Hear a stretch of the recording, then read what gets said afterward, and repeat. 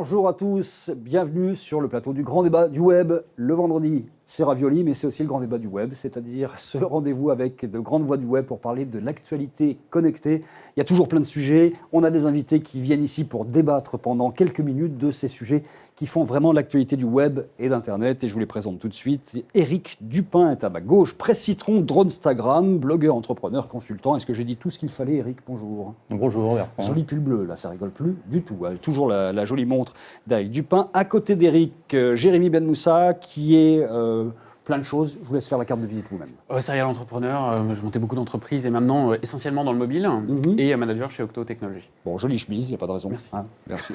Voilà, en face de vous, Fabrice Epelboin de Yogosha. Yogosha, en un mot ou deux. Yogosha, économie collaborative appliquée à la sécurité informatique. On va croire que je pense que Fabrice est bavard. Mais non, je ne pense pas du tout. Je trouve que le pitch est très bien, cette fois-ci, de Yogosha. C'est parfait. D'enseigner à Sciences Po également, Julien Jacob, fondateur de Media2.fr et également de Spoonit. Oui, tout récemment. Le Spoonit, pour le faire très simple, c'est un plat bon, sain, livré en 10 minutes pour votre déjeuner. On va parler de la blockchain. On va essayer de vous expliquer ce qu'est la blockchain. Alors là, c'est un vaste projet. La blockchain, en fait, c'est la technologie qui a permis la création, la naissance du Bitcoin, cette monnaie virtuelle. La blockchain, c'est un système de certification, on va le dire comme ça, qui permet à la fois de certifier des transactions, c'est le cas lorsqu'il s'agit d'une monnaie virtuelle comme le Bitcoin, de breveter des produits, de breveter des idées, bref, tout ce qui est de l'ordre du contractuel, du tiers de confiance dans la société, peut être remis en cause, disruptés par la blockchain, qui sont en fait une série d'ordinateurs un peu partout, une sorte de gigantesque ordinateur, la blockchain, qui est composé de milliers d'ordinateurs qui chacun vont certifier, sans avoir connaissance totalement de ce que font les autres, sans pouvoir agir avec les autres, vont certifier des opérations. Est-ce que chacun d'entre vous peut me dire ce qu'il a compris de la blockchain, qu'on sorte de là en ayant à peu près compris de quoi il s'agit, parce qu'il s'agit a priori d'une vraie révolution? Qui commence? Non. Éric Dupin. Alors moi, c'est un sujet éminemment technique qui intéresse d'abord aujourd'hui des techniciens, des ingénieurs et des développeurs. Très honnêtement, je ne suis pas sûr d'avoir tout compris. Ouais. Après, je me pose la question de cette fameuse révolution annoncée. Quand on sait que des grandes révolutions qui ont vraiment bouleversé l'humanité, il n'y en a finalement pas tant que ça. Il y en a une tous les 2-3 siècles. Là, on est juste dans la révolution d'Internet, qui n'a que 20 ou 30 ans, la révolution du numérique. Donc, est-ce que c'est une révolution? Est-ce que c'est quelque chose, un protocole qui va permettre des échanges entre particuliers sans intermédiation? Est-ce que c'est vraiment révolutionnaire? C'est juste la question que je me pose. Et comment cette technologie très puissante va arriver et dans quel rythme et quand auprès du grand public? C'est-à-dire est-ce que demain, il y a des gens qui vont se lever le matin en disant « Tiens, au lieu je vais sur Internet, je vais faire de la blockchain. » Je vais aller me marier sur la blockchain. Voilà. Ce qui est concrètement, ce qui peut se faire dans l'absolu aujourd'hui, et ceux qui sont les défenseurs de la blockchain disent que le code, l'algorithme qui gère tout ça, fera loi. C'est-à-dire que finalement, la blockchain se suffit à elle-même, elle est la loi, d'une certaine façon. Jérémy. Non, mais globalement, il faut se dire que c'est une révolution technologique. C'est-à-dire que justement, quelqu'un qui se lève le matin en se disant « je vais faire ma blockchain », ça n'aura pas de sens. C'est quelque chose qui va se faire en sous-main pour les transactions, pour du monétaire ou pour plein d'autres choses, d'ailleurs, parce que ça a énormément d'autres applications.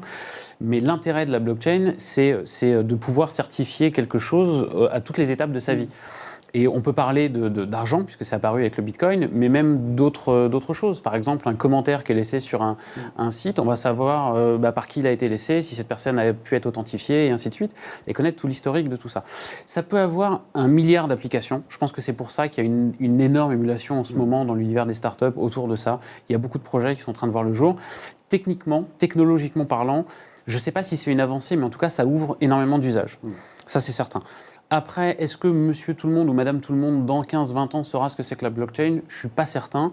De la même façon que je ne suis pas certain qu'aujourd'hui, si on demande à monsieur tout le monde comment se passent les flux financiers à la bourse, il soit capable de vous répondre. Je sais que personne ne connaît le trading haute fréquence aujourd'hui, c'est trop complexe. Mais voilà, on parle de sujets très techniques qui ouvrent, comme toute nouvelle technologie, un éventail de possibilités. Et c'est pour ça que notre écosystème s'emballe très vite sur la blockchain. Maintenant, est-ce que ça concerne monsieur, madame, tout le monde? Sincèrement, je ne pense pas. Bon, ça, on verra. Gilles Babinet, qui est le digital champion de la France, dit que c'est une révolution anthropologique et pas technologique, parce que ça change le relationnel entre les êtres humains et que finalement, on peut arriver maintenant à tout ce qui est contractualisable via cette technologie-là, sans passer par des tiers de confiance, donc par l'État, donc par les institutions, donc par des entreprises privées comme les banques ou les assurances. Qu'est-ce que vous en pensez, Julien?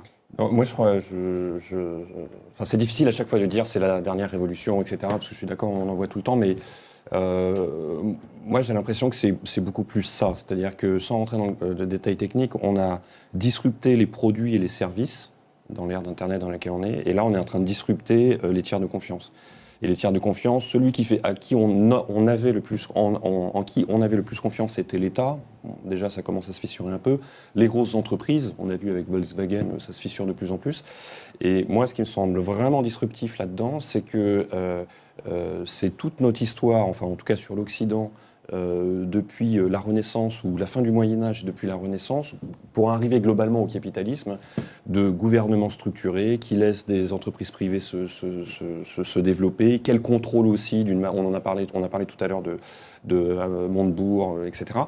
Et là, c'est ça qu'on est en train de remettre en cause. Donc ça pourrait être une disruption, et pourtant j'ai participé au début d'Internet et même à la bulle.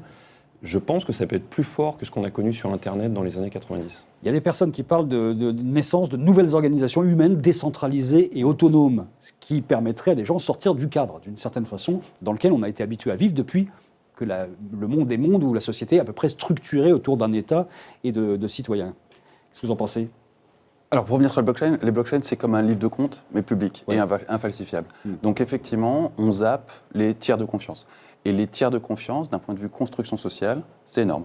Il y en a partout, absolument partout. C'est-à-dire que si demain tu me vends ton appartement, on va avoir un tiers de confiance qui est un notaire. Si demain je te transfère 2 000 € sur ton compte, on va avoir un tiers de confiance qui est une banque. Si on se marie tous les deux, on ira voir quelqu'un. Si on se marie tous les deux, on ira voir le maire qui est un tiers de confiance et qui représente l'État. Et tout ça disparaît.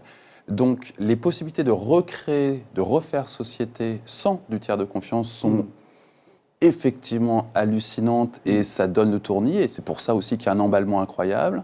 Les possibilités de refaire du commerce, par exemple, sans avoir besoin de tiers de confiance, ça donne le tournis. Donc oui, il y a un côté extrêmement révolutionnaire. Après, il y a toujours cet emballement propre au milieu des technologies, mais c'est proprement révolutionnaire. On peut par exemple imaginer qu'une société, une entreprise privée, émette sa propre monnaie. Après tout, les euros qu'on utilise, c'est un système tiers de confiance qui est la Banque européenne qui émet du papier-monnaie et nous qui sommes suffisamment idiots pour imaginer que ce morceau de papier a de la valeur et qui pourrait disparaître comme neige au soleil demain matin avec un crack. On pourrait se retrouver dans une situation argentine. Pourquoi ne pas imaginer demain que des sociétés émettent de la monnaie basée par exemple sur leurs actifs ?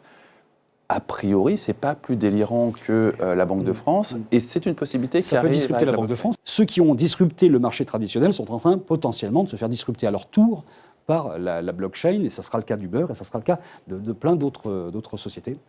En tout cas, on vous prépare, nous, un événement sur Digital Business News qui aura lieu au mois de mars sur cette blockchain pour essayer de comprendre un peu de quoi il s'agit. On aura l'occasion d'en reparler. Eric, un dernier mot. Ça rejoint un petit peu le sujet précédent sur la politique, puisqu'en fait, on se pose des questions sur comment réorganiser la politique et la vie publique.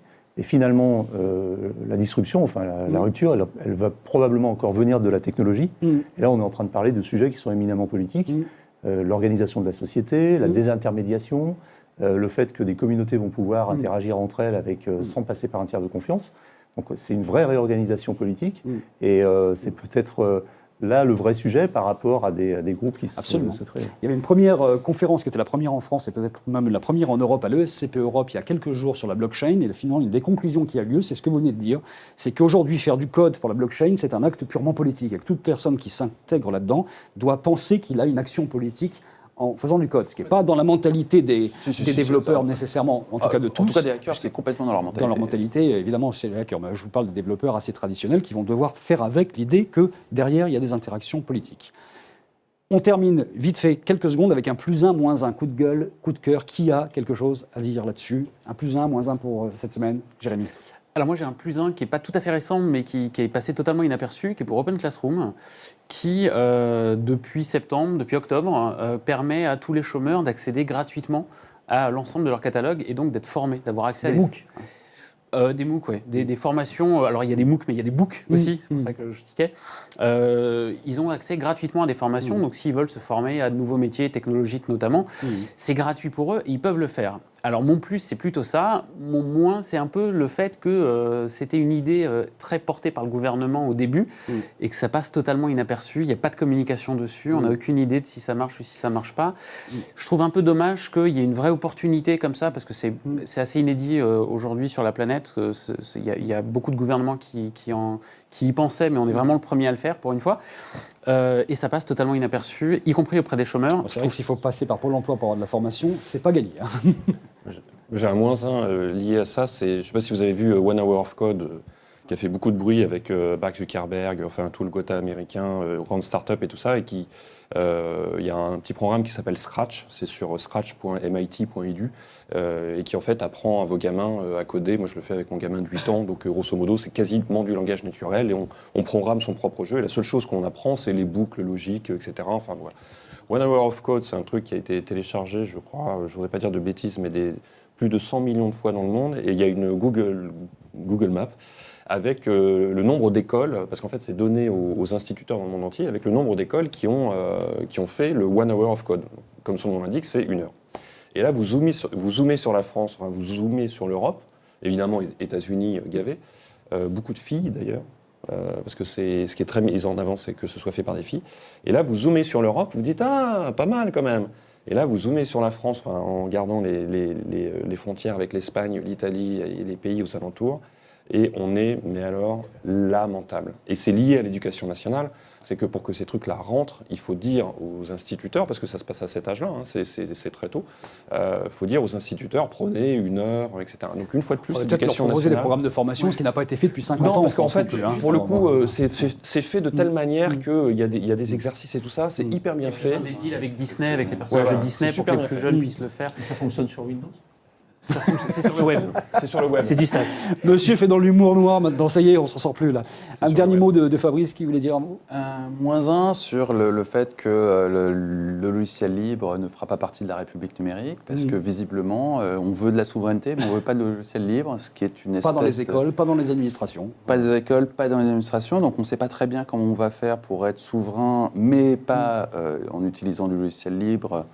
C'est une espèce de paradoxe logique complètement aberrant, et ça donne quand même l'impression d'un énorme foutage de gueule, d'autant plus que l'OS souverain, arrivons là-dessus, on a vraiment l'impression, alors soit que les députés n'ont même pas d'assistants ou d'experts autour d'eux pour leur expliquer le côté aberrant de tels paradoxes dans leurs décisions, soit qu'on est dans un grand foutage de gueule et qu'on ne va absolument pas vers de la souveraineté, bien au contraire.